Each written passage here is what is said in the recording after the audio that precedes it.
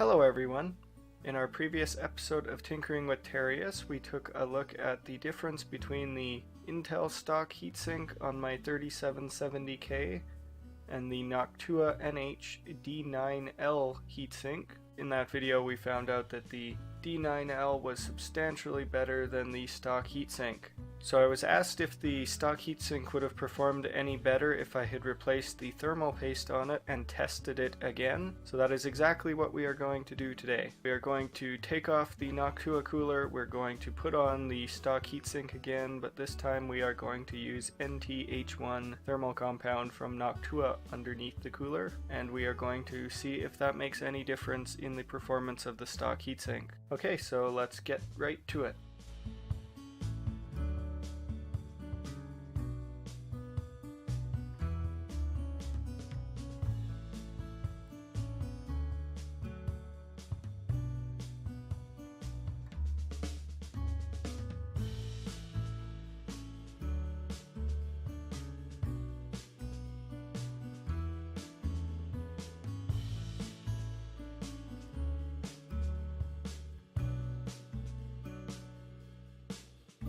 So you can see that the thermal paste spread pretty well underneath the Noctua cooler. I guess it could have spread a little bit better to one of those corners there. I'll definitely put down a bit more thermal paste when I reattach the Noctua cooler.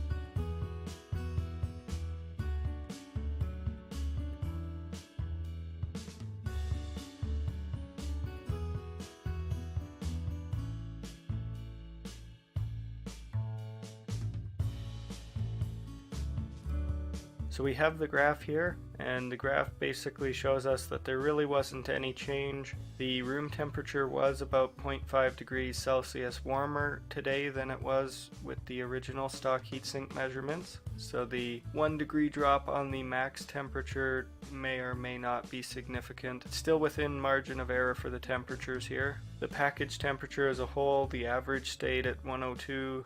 The maximum temperature is 104 instead of 105. Core 0 went up in temperature from average of 97 to an average of 100.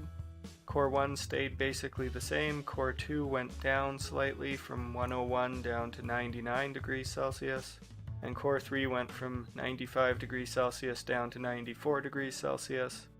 But overall, we may have lost 1 degree, but it wasn't enough to prevent the system from thermal throttling. It was hit just as bad by the thermal throttling in these tests. So unfortunately, it just appears that the stock Intel cooler just doesn't have enough thermal mass to it to efficiently draw out the heat from the CPU, whereas the Noctua cooler has absolutely no problem pushing it away.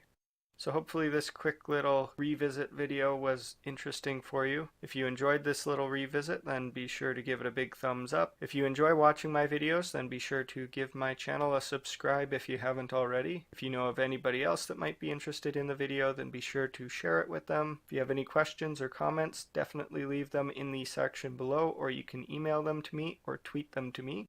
Thank you for watching. I hope you have a wonderful day.